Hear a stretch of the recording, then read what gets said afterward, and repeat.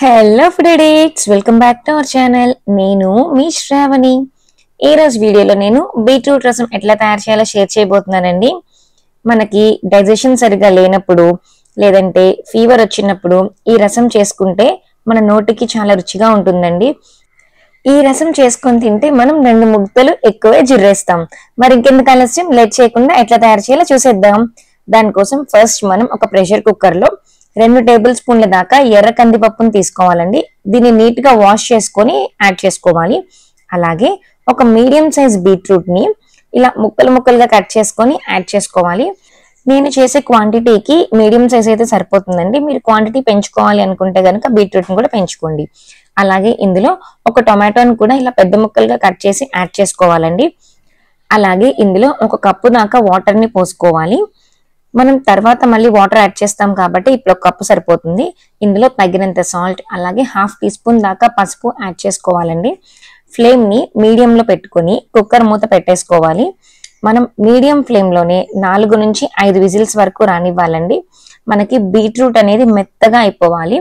So 5 whistles అయితే కనుక correct గా సరిపోతుంది. ఇప్పుడు స్టవ్ ఆఫ్ చేసుకున్నాక కాసేపు అలాగే వదిలేస్తే ప్రెషర్ పోతుంది.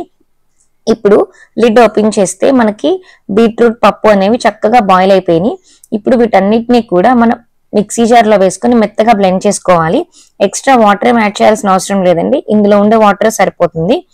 ఇప్పుడు స్టవ్ ఆన్ చేసుకొని వేరొక గిన్నెలో మనం ముందుగానే బ్లెండ్ చేసుకున్న బీట్రూట్ మిశ్రమం ఉంది కదా, దాన్ని వేసేసుకోవాలి. ఇందులో 1.5 కప్పుల దాకా వాటర్ ని యాడ్ చేసుకోవాలండి.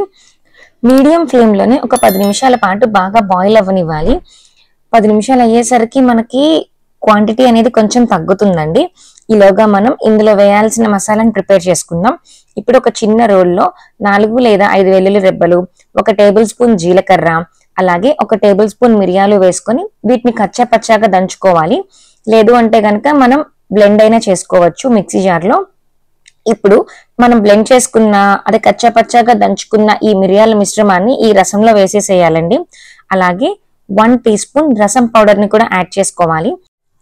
ఒకసారి బాగా మిక్స్ చేసుకొని మరొక 5 నిమిషాల పాటు లో ఫ్లేమ్ లో ఈ రసాన్ని బాగా మరగనివ్వాలండి. ఇప్పుడు ఇందులో పోపు వేసుకోవాలి. పోపులో కొద్దిగా నూనె, ఆవాలు, కరివేపాకు, ఎండుమిర్చి వేసుకుంటే సరిపోతుంది. మనం జీలకర్ర అలాగే వెల్లుల్లి ముందుగానే యాడ్ చేసేసాం కాబట్టి ఇప్పుడు వేయాల్సిన అవసరం లేదు. ఒకసారి బాగా కలుపుకొని మరొక 10 నిమిషాల పాటు లో ఫ్లేమ్ లో బాగా మరగనివ్వాలండి. అప్పుడే ఈ రసం టేస్ట్ అనేది బాగుంటుంది. అంతే, మన టేస్టీ బీట్రూట్ రసం అయితే రెడీ అయిపోయింది. ఇది మన జీర్ణ శక్తిని బాగా పెంచుతుంది. అరుగుదల తగ్గి కడుపు నొప్పిగా ఉన్నప్పుడు ఈ రసం అన్నం పెట్టండి, ఖచ్చితంగా కడుపు నొప్పి అనేది తగ్గుతుంది. అలాగే ఈ రసాన్ని మీరు ట్రై చేసి ఎట్లా వచ్చిందో కమెంట్ సెక్షన్ లో కమెంట్ చేయండి. That's all for today. మరిన్ని మంచి వీడియోస్ కోసం మన ఛానల్ ని తప్పకుండా సబ్స్క్రైబ్ చేసుకోండి. అలాగే ఈ వీడియోని లైక్ చేయండి, షేర్ చేయండి.